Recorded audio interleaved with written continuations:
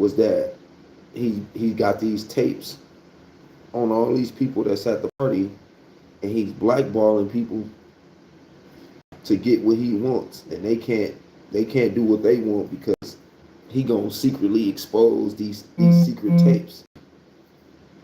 That ain't been proven. You feel me? Now y'all got like some new information or whatever they saying on the documentary about 20 years ago. If you from LA, you know what happened to Pac. Rest in peace, Tupac. Right? Because we didn't all did our research. That stunned us crazily. So we all done our research and seen like, oh no, it was in the moment. Something happened in the moment, and then that's what it led. How many different narratives they gonna be able to get y'all on in this lifetime? You know what I'm saying? Don't forget, we all had a narrative of a conspiracy theory thinking Tupac was still alive. For like 10 years, we was like, yeah, he in Cuba somewhere. And this is before AI. Random pictures will be popping up of like, damn, they go Pac in Cuba. Look, there he in Puerto Rico. See what I'm saying? And so for me being here through all of these conspiracy theories, because I was a middle schooler looking on this internet like they just killing people in broad daylight and nobody's seeing this, that's crazy. So now I'm 30, right? 20 years later. Man, the YouTubers, it's the niggas that's making these videos, creating these conspiracies. They call it propaganda. You know what I'm saying? Because I'm 30, right? So you can't get me to believe the shit I used to believe when I was 10. When I was 10, I probably thought Santa, the Tooth Fairy, was coming. Now I'm 30, you can't get me to believe that, my nigga. And when I hear those stories, I know that y'all just at an earlier stage of this shit. Y'all knew. You feel me? So that's the craziest thing. Like, everybody's on social media. Your grandma, your grandpa, your uncle, your mom's dad, everybody is on this social media. But they don't know clickbaits. They don't know propaganda. They don't know like parodies. They don't know none of these terms that we done came and developed. Viral, like that's the most popular one. That's a new term, viral. So everybody like, oh yeah, let's go viral, right? But all of these older generations are on this internet and they don't know these little funny little clickbait titles and all of this stuff that we do to get what we trying to get our point across. So how many narratives they gonna be able to spin y'all with is what I'm asking, man. It's just like y'all used to tell us, man. I'm talking to the older people now. It's just like y'all used to tell us directly, don't believe everything you see. We was sitting here boo-hoo crying over movies when our favorite character died or something in movies, until we got older and realized like, oh, it's just a movie, it's a script. He's alive in real life. Some of us hated the actors. Some of us seen the actors in real life and was like, I don't like that guy, he killed woo woo woo woo. And then the actors got to explain to us, nigga, that is just a movie. Who's that? Clifton Powell. Yeah, and I met Clifton too, but that he's such a good actor that he had to explain to people that he's only playing a role in these movies, that it's not real. I ain't gonna lie, the movies he had, I did not like that nigga. And he wasn't even a typical villain. He was just like a pimp in some movies. The nigga was, yeah, I mean, doing the shit they had pimps doing in the movies. And I was just like, I didn't like, bro. That's crazy that I had a strong pause. I had a strong emotion of like I remembered those scenes, I remembered the movies, and I was just like, and then fast forward, that's like the first celebrity I can remember meeting. That's the first celebrity I can remember meeting, bro.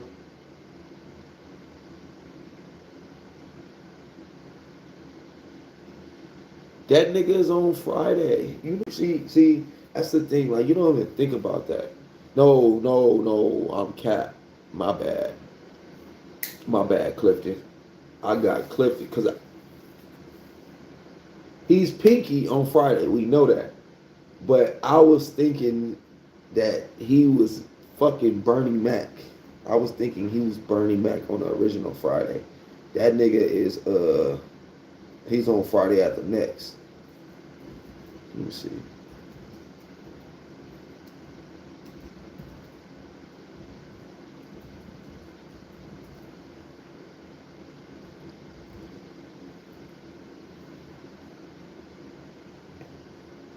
I don't know where the clip is at, man. Where it's at, bro.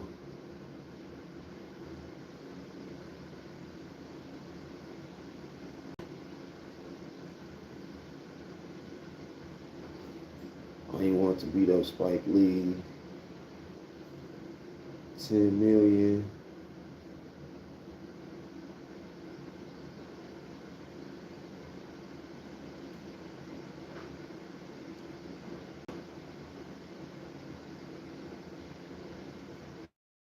Go.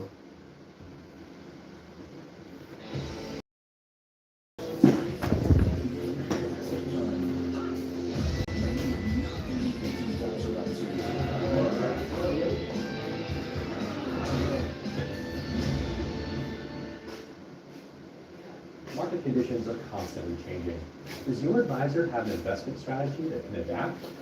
Start asking your advisor the right questions. Being is so many that hate you. I don't watch shit Clifton Powell does. All he does is play rapists and killers, which is not true. But this guy never met me, never known me. Obviously, he's done his research. I play more pastors and good guys than anything. You know, you can have the best bag. A good guy you play is Dr. King. This girl said, "Are you gonna be killing people in this movie?" I'm like, no, I'm Dr. King, baby. So it's just gotta do. My manager used to say to me, first got to LA, just do the work. And if you look at Sam Jackson, I think is the pinnacle of what I'm saying. He does the work. And he's just a normal guy, does the work. And you don't have to get disappointed because you didn't get an Oscar. Yeah. You know, Oscar, if you look at the trending, I mean, if you look at the trajectory of actors who've gotten Oscars, their careers bomb out. Not all of them. They always make, well, I got an Oscar, so-and-so got an Oscar. I'm just telling you statistics. It's like I was listening to somebody the other day, and I got people that play, NBA basketball. 70% of NBA is broke within 7 years after leaving. 90% of broke within 9 years out of the league. It's not a great jump. It's only 5 years. So, if you do the history of Hollywood, a lot of us start out great and end up bad.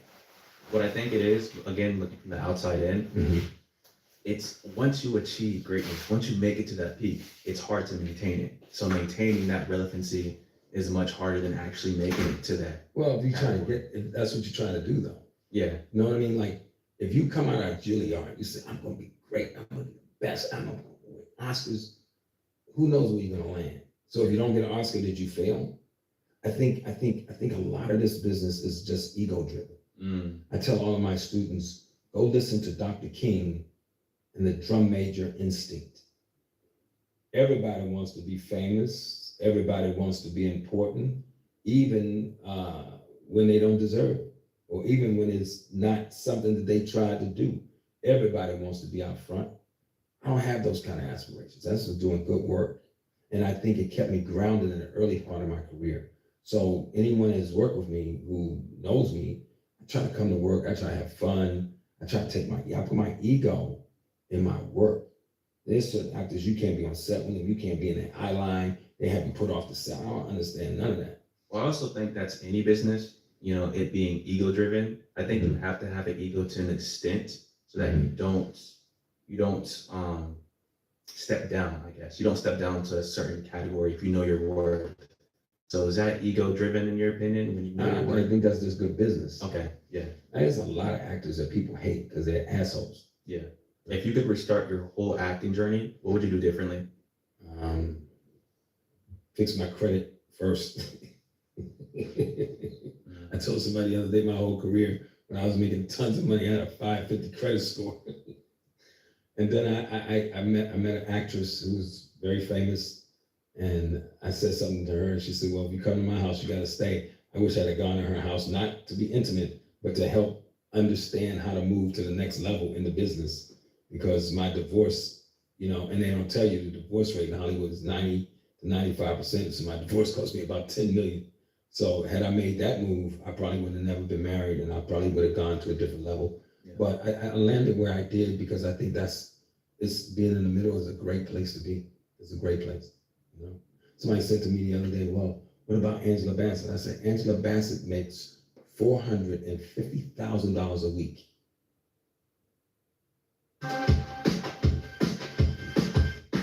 What's going on, beautiful people? Today is that day where I officially get to try out Output's co-producer. Let's make some music. Gonna type in a prompt, guitar, melody, capture the audio, and boom. It is a very simple, clean interface, straightforward plug and play.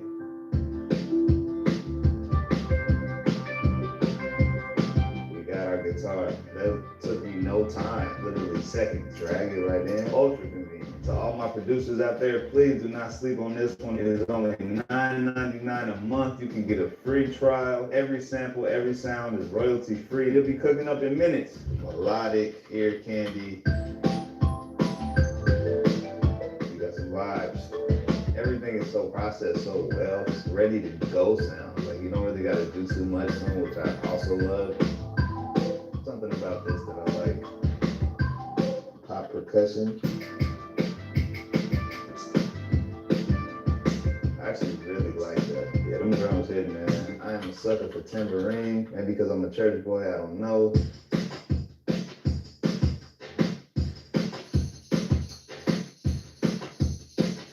This one will go. Alright, so let's mess around with this reimagine button. It takes the sample that you want to work with and it'll give you different alternative options within that same groove. You can reimagine it as many times as you like.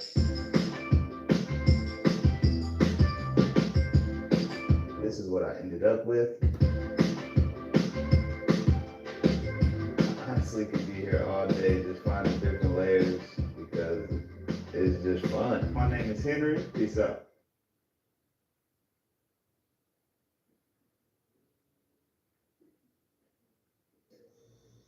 Got in a car accident? Don't call a lawyer. Use this free AI tool instead. That's how I walked away with $93,000 from what they called a minor crash. Okay, so a few months ago, I got rear-ended, back pain, neck pain. My car was totaled. I missed work and had doctor visits after doctor visits, and my bills were piling up. And guess what the insurance company offered me? $5,000 for the car and another $4,000 for the injury. Like, I was genuinely insulted. That wouldn't even cover my medical bills, let alone get me a new car. Then late one night, scrolling through my phone, I found a video just like this, not some sketchy ad, not a lawyer begging for clients. It was something genuinely new. It was an AI-powered legal tool called Case Connect. And this isn't your average claims form. This AI works like a Harvard-trained attorney. It cross-checks your case against over 100,000 past accident settlements to work out the maximum payouts. So it matches your accidents to similar accidents, finds the highest payouts, and uses them as evidence for your claim. So in 30 seconds, it told me I was owed way more than $9,000. Spoiler alert, I got $93,000. So once it qualifies you, Case Connect AI sets you up with a human specialist who gets you what you're legally owed, and it gets you it in weeks. Yes, you heard me correct. Weeks. Not months or years like every other personal injury firm. In weeks. So you don't chase paperwork, you don't deal with adjusters, you just get paid. AI is replacing all, sure. But right now, it's replacing disrespectful lowball offers with real money in your pocket. Don't miss out like I almost did. Click the link, take the 30-second quiz, and let Case Connect AI get you every dollar you're owed and deserve. Case Connect, Case Connect, it's the link down below and get paid. Case Connect, Case Connect, see how much you can get in 30 seconds or less.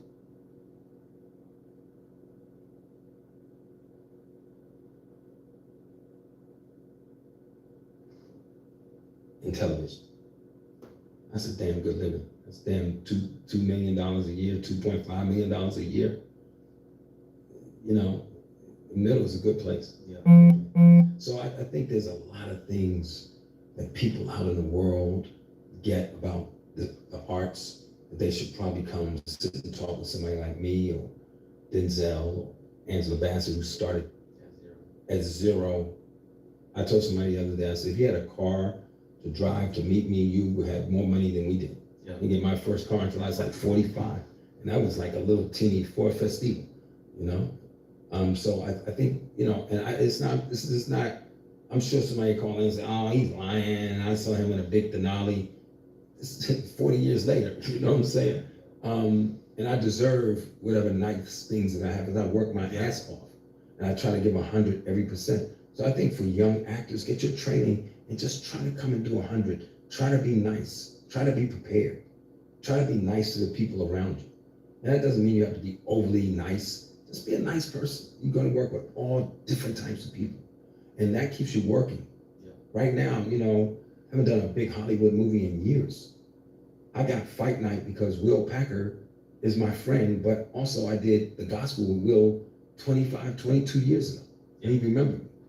And he remembered that I wasn't a jerk on the set. Yeah. That's what keeps people working. Well, one thing I had to learn is that sometimes people don't like you just because there's no reason. Some people are not gonna like you for no reason. And why do you think that is? Because they don't like themselves. First, I tell people, don't listen to nobody tell you shit. You know how many times they told, I was at dinner with a girl one time, this is years ago. I'm sure her ass is watching me on TV. Like one friend of mine said, her mom said, girl, you got off the train too damn fast. You meet billions of people who have a billion different things to say. This is what I tell people, do the work. And I remember sitting at dinner, and I said, I'm gonna be an actor. I'm so poor, I could barely pay for dinner. She said, I don't know why you're gonna be acting, you're never gonna make it. As soon as I got to the door, we were both going that way, and then I let her go that way, and I went that way.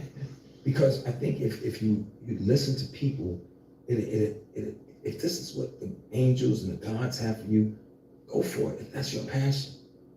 You know, they told all kinds of people they want to go. I ran into Gabrielle Sive, and she talked about her being dark and big. And she killed Precious. She killed it. And now people calling her from, hey, don't listen to people. Yeah. You know, me and your uncle started together, man, and we both were so poor, and we've done well. And I think you got to put that. And I don't think everybody can do that, because somehow in your brain, some people get in just to be famous. Yeah. There are a lot of famous people that people don't respect their work. You're gonna walk off the set and say, man, that cat right there. What's his name? I don't know his name, but he came, did an amazing job. I would never want to, and I'll stop here, but there's a lot of information in my head. I would never want to come on a set, open a movie, and when you walk into the premiere, people are like, oh, here he comes. Yeah. I didn't really like him in the movie. It was really horrible. Hey, Charles, how you doing? Loved you in the movie. So a lot of people in the industry, a lot of people judge off of the roles you play rather than the person you are. People judge off the roles you play. Sometimes people don't even, one guy said, I think this guy's a real killer in real life. Now I've had a fight since the 4th grade. I think what happens is, and I'm not saying this is specific to African Americans, but I think they think we're not trained. Yeah. Like we are trained, I'm just as trained as De Niro. Yeah. Or Pacino. Or Dustin Hoffman. And I take it personal. I go on IG and I like, do you say that about Joe Pesci? He be killing people in every movie. Him and De Niro kill more people in the movies than I ever seen, real and fast. He hit you with the ice pick, bam, you out of here. Luca Bronco, whatever his name was, in Godfight, kill him fast. They're trained actors, we're not real pastors. And I did Dr. King, I was like, now it doesn't matter what happens now. Girl said, Dr. King. I said, girl, my name is Cliff. That little damn doctor. I ran into a guy in the store when I was with my girl. He's like, oh, that's the nigga from Women Are Loose who raped the kids. I'm like, man, I'll punch you in your fucking mouth. You know what I'm saying? Fuck out of here with that. It's a character. It's not real. There's no real little girl who got raped in a movie. Stop doing that. It's insulting to me and my fellow actors of color, because you're taking our training away. I played from Pinky to Rush Hour, to Rock, a drug dealer. So I went from Black Lightning as a pastor, to Pinky, to Cuddy, to Chauncey, to Dr. King, all 5 different characters. Because I'm trained. Yeah. And when I got to Emerson in 1974, I sounded like this. Hi, my name is Clifton Powell. I'm gonna be an actor. So while everybody else was outside partying, smoking weed, and having sex, I was in my room with my tape recorder. And my voice teacher, my speech teacher at the time would go, Dr. Cornell, God rest his soul, at Emerson. Hi, my name is Clifton Powell. Hi, my name is Clifton Powell. And that was when you had tape recorders. People don't remember that. I'm in the dorm at 1 o'clock in the morning. Hi, my name is Clifton Powell. Hi, my name is Cliff. It took me 4 years of speech classes. And then I took dialect classes so I can go in and say to you, I come here from Ghana. I mean, it's training. And so I think African-American artists, can't speak for everybody else. I can say my experience has been, I run into my mother hunchies trying not to cuss too much. And it's insulting to me. I mean, almost to a point where I'm in a club or at a party and somebody really want to fight me. I'm an actor. I'm a character actor. Yeah. I've never been arrested. Never been on drugs. I take care of my kids. And I haven't had a fight since the 4th grade. Yeah. I mean, it's all an illusion. It's scary because there are people who, like the girl in Hollywood who got stalked. God came and killed her. It's really, in closing on this, is really fairly perilous in terms of being an artist. Yeah. So I think we have to change the narrative. At least if I'm responsible, I'm going to do that because we have to think outside of the box. You know, African Americans, I'm an artist. I create characters, and I'm trained. And we need to get the same props that De Niro gets, or Pacino, or any one of those white actors get. They get to the next level because we're just, Sam Jackson is a master. Yeah. You know, so I kind of understand all that in my brain. So that's what keeps me grounded. It's a weird place for all the people that's, oh yeah, I saw Cliff Powell, I saw Sam, man, he came in his Rolls Royce. For every person like that, is 20 people that hate you. Just out the blue. I've had people come to me out the blue. Sup, nigga? You think you all that? I'm like, bro, I don't even know who you are. It's weird. And if you ain't got security, you can't. I'll give you a story. I'm in Albany, New York. Troy, New York. No, Albany, outside of Troy. Okay. Hanging out with my oldest son. This was when I was doing rock. And he left, took my car and went and hang out with some girl. So I'm in this little small bar. And I would go to the bathroom, and there's 5 black guys, 6'5" and up, shooting dice and snorting cocaine. So I go tend to my business, and I'm walking out the door, and one of the guys said, yo, my man, what the fuck is up? I was like, excuse me? He said, yo, nigga, what the fuck I said? Sup, nigga, oh Hollywood ass nigga. And I'm by myself, bro. I'm about to write my book, and I really want to do a podcast and let people understand what this thing is like. That's why a lot of entertainers travel with security and don't deal with people. So every person that likes you is 10 people that hate you for no reason. So he blocked the door. I said, what's up, my man? He said, yo, nigga, oh Hollywood ass nigga. Now all the guys have surrounded me. And it's me and him in the middle. And I'm by myself. And my heart is beating like a drum. But I stood toe to toe with this nigga. He said, yo, nigga, let me ask you a question, oh Hollywood ass nigga. I said, what's up, nigga? He said, what the fuck is you giving back, nigga? I said, what the fuck is you giving back? I said, I give back, nigga. I grew up in the streets in the hood.